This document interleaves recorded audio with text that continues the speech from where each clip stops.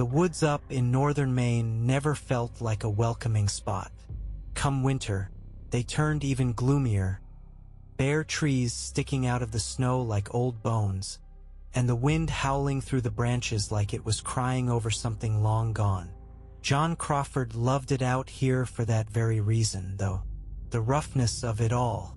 Out in these parts, far from the racket of Little Holton, he felt alive. Hunting was his way of shaking off the past, those memories that clung to him like a shadow that wouldn't quit.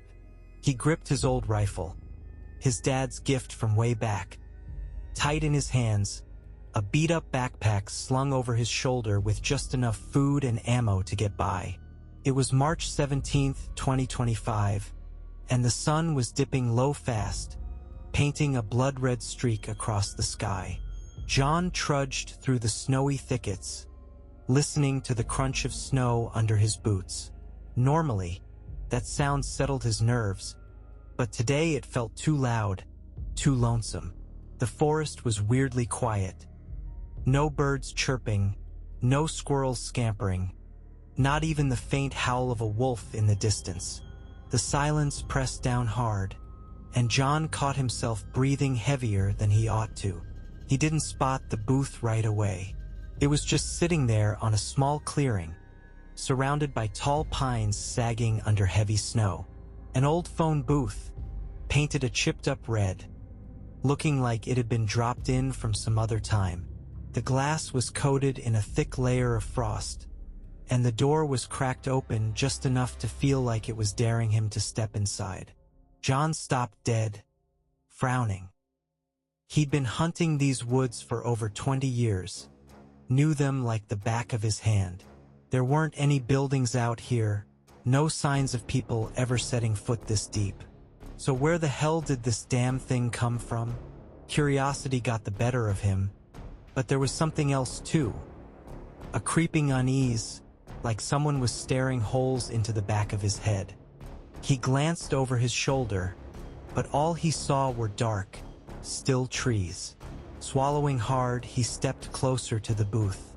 The metal handle bit cold even through his gloves, and the door creaked open slow and loud, sending a shiver racing down his spine. Inside, it was cramped and damp. An old rotary phone hung on the side, caked in dust and rust. The receiver dangled from a frayed cord, swaying a little, even though there wasn't a breeze to speak of.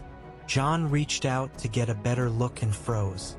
A faint, choppy breathing came through the speaker, like someone was trying to talk but couldn't catch their breath. Then a voice spoke. "I'm waiting for you, Dad."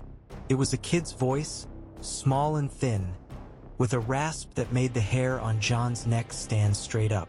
He yanked his hand back like he'd touched a hot stove, and the receiver clattered against the metal wall. His heart started pounding so hard he could hear it thumping in his ears. That was Michael's voice, his boy, the kid who drowned 10 years back in the icy waters of Millinocket Lake. John could still see it, running toward him, yelling his name, the ice cracking under his weight, too late to pull him out. Michael slipped under that black surface, leaving nothing but silence behind. "This can't be real," John whispered, stumbling back. But the voice came again, louder, clearer this time. "I'm waiting for you, Dad." John stumbled out of the booth, damn near face-planting in the snow. The cold air hit him like a slap, but he barely noticed. His eyes were locked on that receiver still swinging inside. The voice faded, replaced by a faint rustle, like footsteps crunching dry leaves. He gripped his rifle tighter, even though he knew it was useless against whatever he'd just heard. It had to be his mind playing tricks. Exhaustion, maybe, or hell, maybe he'd finally lost it. Yeah, that made sense. 10 years of guilt and nightmares catching up to him all at once. He turned and started walking away, fighting the urge to look back. He needed to get to his truck, start the engine, and get the hell out of this cursed forest. The trail he'd come in on had to be close. John picked up the pace, ignoring the ache in his legs and the way his breath came too fast. Snow crunched under his boots, trees blurred past, but the further he went, the more it felt wrong. The woods didn't look right.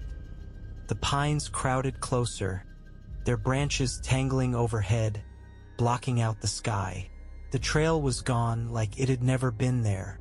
After 20 minutes, he stopped, panting hard. And there it was again, the booth. Same damn thing, red, beat up, frost on the glass. Only now, the snow around it was untouched, not a single footprint. A chill crept under his jacket, but it wasn't the cold.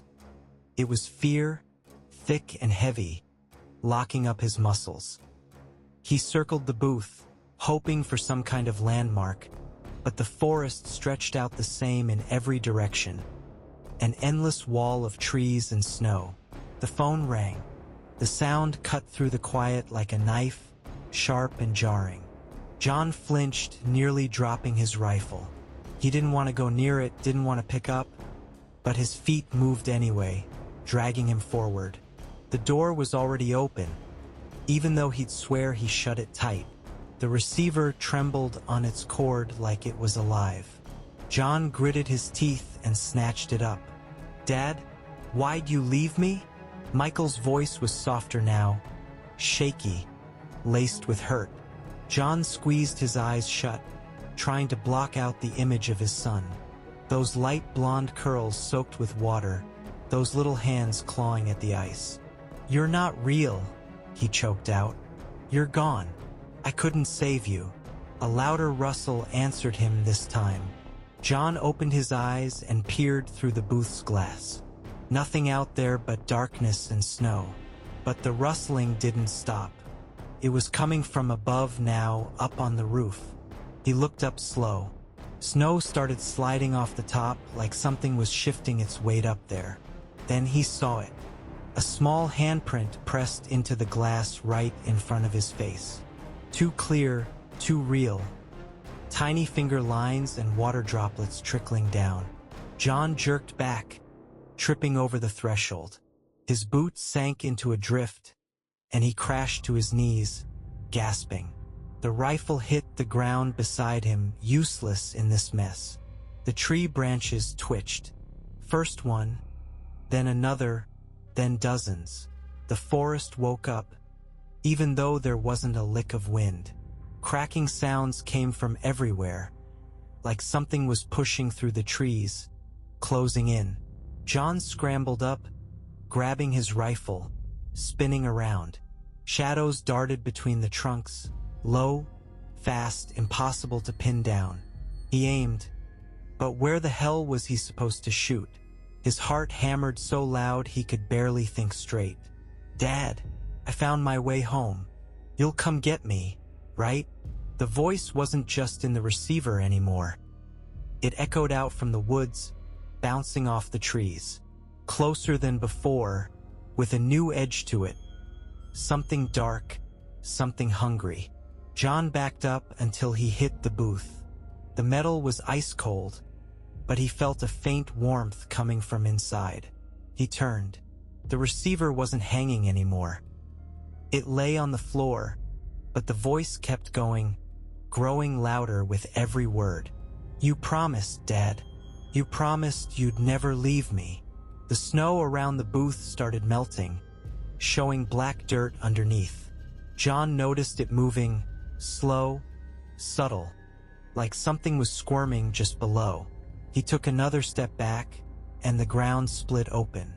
A hand broke through, small, pale, nails blue, twitched, clawing at the snow, pulling something else up with it. John screamed, spun around, and ran, not caring where. The forest closed in, branches slashing his face, snow grabbing at his legs, but he didn't stop. Behind him, a sound soft, wet, like steps on soggy grass. And the voice so close now, "I'm waiting for you, Dad." John kept running, his lungs burning, legs numb from the cold and exhaustion. Branches whipped across his face, leaving bloody scratches. But he didn't slow down. The woods turned into a maze. Trees packed tighter, trunks looming taller, snow sticking to his boots like tar. He'd lost the rifle somewhere back there in the panic, but going back wasn't an option. All he wanted was to get out of this godforsaken place. The footsteps didn't let up. Soft, damp, too light for a grown man. John wouldn't look back. He knew what he'd see if he did. Michael's voice stuck in his head, mixing with the snap of branches and his own ragged breathing. "I'm waiting for you, Dad." The words rang in his ears, but now there was something else. A low hum, faint, like an engine idling. John eased up, trying to figure out where it was coming from. A flicker of light cut through the trees, dim, shaky, like headlights. His truck. He'd parked it by the old logging road a couple miles back. He was sure of it. His heart jumped with a spark of hope, and he bolted toward it, pushing past the pain screaming in his muscles. But when he burst into a little clearing, that hope crashed hard. There was the phone booth again. Same peeling red paint, same frosty glass. Only this time it wasn't alone. A few steps away sat his truck. Headlights on, engine rumbling, white exhaust puffing out the tailpipe. The driver's door hung wide open, but nobody was inside. John stopped cold, staring in disbelief. He turned off the engine and locked the damn thing before heading into the woods. He knew that for a fact. That was over 3 hours ago. No way the tank could have lasted this long. Yet there it was, waiting for him like it had been ready all along. And behind it, lurking in the tree shadows, that booth stood quiet and mean. "This ain't real," he muttered, clenching his fists. "This is some screwed-up dream." He edged toward the truck, keeping his eyes off the booth. The keys were still in the ignition, dash glowing, fuel gauge showing full. He reached to climb in but stopped short. There on the seat was a photo, old, worn, corners curled up. Michael, grinning in his blue winter jumpsuit, holding a fishing pole. They'd snapped that picture a week before the lake took him. John hadn't seen it in years. It was tucked away in a box up in his attic back in Holton. "Where'd this?" he started, but his voice cut off. The phone in the booth rang, louder than before, sharp, insistent, like a shout. John flinched, stepping back from the truck. He didn't want to go near it, but something, fear, guilt, or plain craziness, pushed him forward. The booth door creaked as he stepped inside. The receiver shook on its cord, and he grabbed it, pressing it to his ear. "You promised, Dad. You promised you'd stay with me." Michael's voice was warped now, like it had an echo layered over it. There was more than hurt in it. Something dark, something that meant trouble. John felt sweat trickle down his back, even with the cold biting at him. "I tried to save you," he forced out. "I wasn't fast enough." "I'm sorry, Michael." A laugh came back, high-pitched, kid-like, but twisted with something creepy as hell. Then the voice said, "You didn't try hard enough." The receiver slipped from John's hands, smacking the floor. He staggered back, but the door slammed shut in front of him, hard enough to rattle the glass. He rammed his shoulder into it. Nothing. Through the frost, he saw the snow outside start to shift. Little hands, dozens, hundreds, clawed up from the ground, grabbing at the air. Pale, blue-nailed, every single one reaching for him. John yelled, pounding the glass, but it held firm. The truck was still out there, headlights blinding him, and now he saw it. Someone in the cab. A small, hunched shadow, turning its head slow his way. No face, just a dark shape, but John knew who it was. "Michael!" he shouted, voice breaking into a rasp. The shadow raised a hand and waved, slow, mocking. Then the truck started rolling. straight at the booth, picking up speed. John pressed against the wall, bracing for the crash, but it passed right through like a ghost and vanished into the woods. Silence fell, heavier than any noise. John didn't know how long he sat there, minutes, hours maybe. He was slumped on the booth floor, hands around his head. The door was open now, but he couldn't bring himself to step out. The forest outside had changed. Trees bent crooked, branches twisting at weird angles, snow gone gray like ash. The phone stayed quiet, but the receiver lay close, whispering a faint rustle, like someone breathing on the other end. He forced himself up and stumbled outside. The truck was gone, but tire tracks stayed, deep, black, trailing off into the trees. John followed them, not knowing what else to do. Every step hurt, every breath tasted like fear. The tracks led him to another clearing, and what he saw there nearly broke his mind. 3 phone booths, lined up in a row, all the same, peeling paint, busted glass. Each one ringing different pitches, but just as relentless. John crept up to the first and peeked inside. Another photo on the floor, this time him standing by the lake with a shovel. That picture didn't exist. He'd never dug by the lake. Had he? His memory started slipping, thoughts leaking away like water through his hands. The second booth was empty, but "You promised" was scrawled on the glass in shaky, kid-sized letters, black goo dripping underneath like tar. The third was the worst. As he got close, the ringing stopped, and the door swung open on its own. Michael stood inside, or what was left of him. Blue skin, empty eye sockets leaking dark water, wet hair plastered to his face. His mouth stretched into a grin, showing needle-sharp teeth. "You came, Dad," he said, his voice booming through the woods. John stumbled back, but the ground cracked under him, and he fell. It was a short drop, but it hurt like hell. He landed on something hard and cold. Looking up, he realized he was on ice. Millinocket Lake stretched around him, but not the one he knew. The water beneath was black as oil, full of shadows, hundreds, thousands of figures thrashing, reaching up. Michael stood over him on the ice, staring down. "You left me here," he said, leaning closer. "But I'm not alone. We're all waiting." The ice groaned under John, and cold fingers grabbed his ankles, pulling down. He screamed, but the sound drowned in a roar. Engine hum, phone rings, footsteps all mixed into a nightmare chorus. The last thing he heard before the ice split was Michael's voice. "Welcome home, Dad."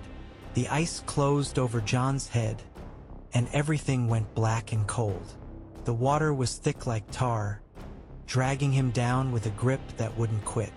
He thrashed, trying to break free, but hands, small, bony, with sharp nails, clutched at his legs, his jacket, his face.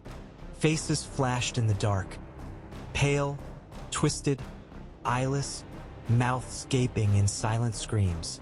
Not just shadows, kids, dozens, hundreds, all staring at him. And there was Michael, his boy, with that same eerie grin. "You're home, Dad," he said, his voice cutting through the water, straight into John's skull. His air ran out. John choked, but death didn't come. Something worse did. His body stopped fighting, and he fell not down but somewhere else, into a void with no up or down. The water turned to freezing wind, and he crashed onto solid ground. It was black, wet, littered with glass shards and rusty metal scraps. An endless plain stretched out, wrapped in gray fog. Bare, twisted trees poked up, their branches shaking like they were alive. John stood, shivering from cold and fear. His clothes were soaked, not with water but something dark and sticky, stinking of rust and rot. He looked around, trying to figure out where he was, but the horizon was empty. except for one thing, a red speck in the distance. The phone booth. It stood alone, tilted a bit, a faint ring drifting from it. "No," John whispered, shaking his head. "I ain't going back there." But his legs moved anyway, like someone else was steering. Every step ached. Every breath felt like sucking in ash. As he got closer, the ringing grew louder, and the door swung open on its own. Inside was dark, but the receiver lay on the floor, black liquid oozing out, seeping into the ground's cracks. John didn't get a chance to back off. Michael's voice hit him again, everywhere at once. "You can't leave, Dad. We're all here, and now you are too." The ground shook, and shapes rose up, small, hunched, skin hanging in rags.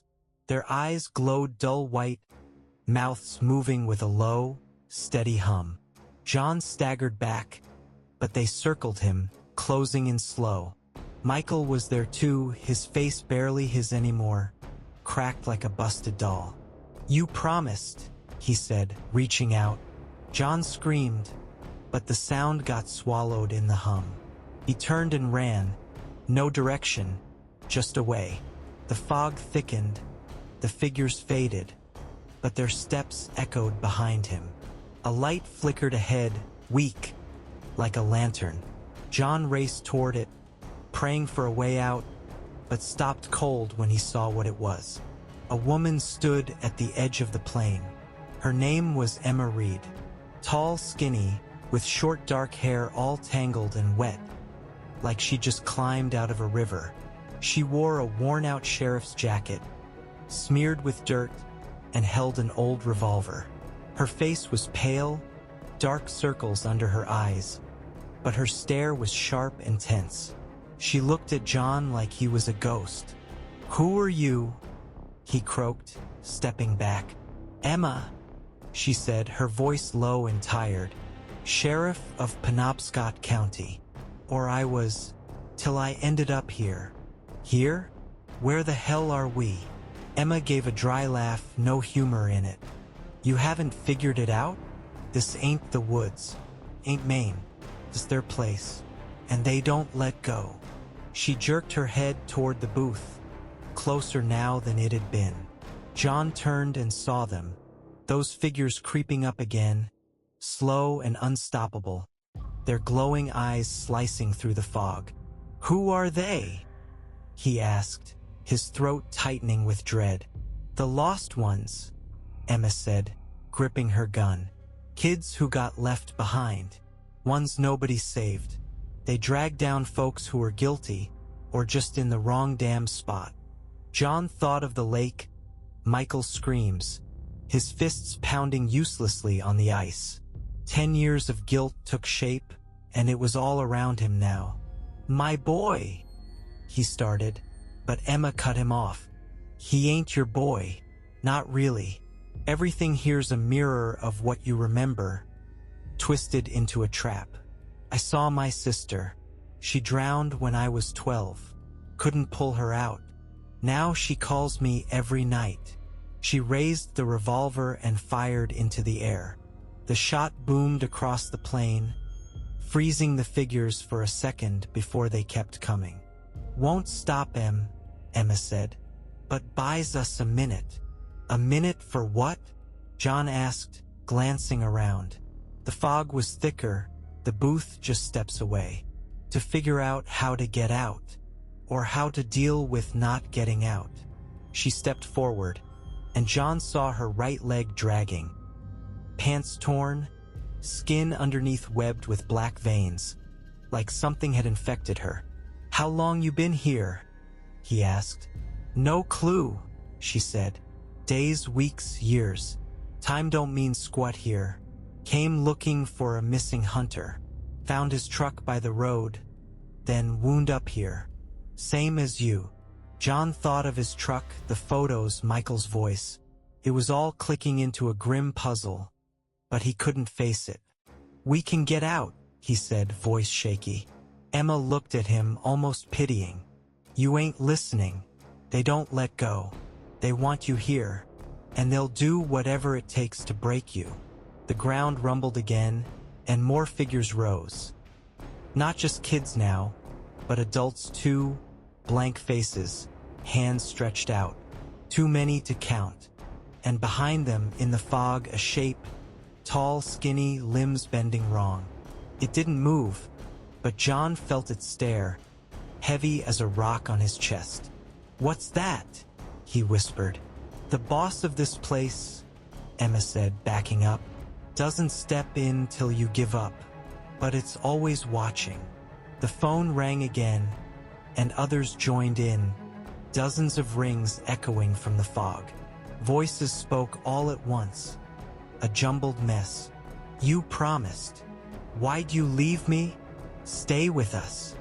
John clutched his head, trying to shut them out, but they burrowed in, flooding his mind. Emma grabbed his arm and yanked him away from the booth. "Run!" she shouted. "Stop, and they've got you." They ran, but the plane shifted. Cracks split the ground. Rusty phone poles jutted up, dangling wires slithering like snakes. One wrapped around Emma's leg, and she went down, dropping her gun. John turned to help, but she screamed, "Don't touch me! Go!" He hesitated just long enough. The wire jerked, dragging Emma into a crack. Her yell cut off as the earth sealed shut.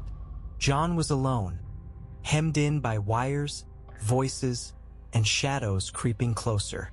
Another booth loomed ahead in the fog. Bigger, blacker, broken glass dripping blood. The door opened, and Michael stepped out, body twisted, eyes blazing bright. "You're home, Dad," he said, and the ground split under John. He fell into the dark. The last thing he saw, that tall shape in the fog lifting a hand slow.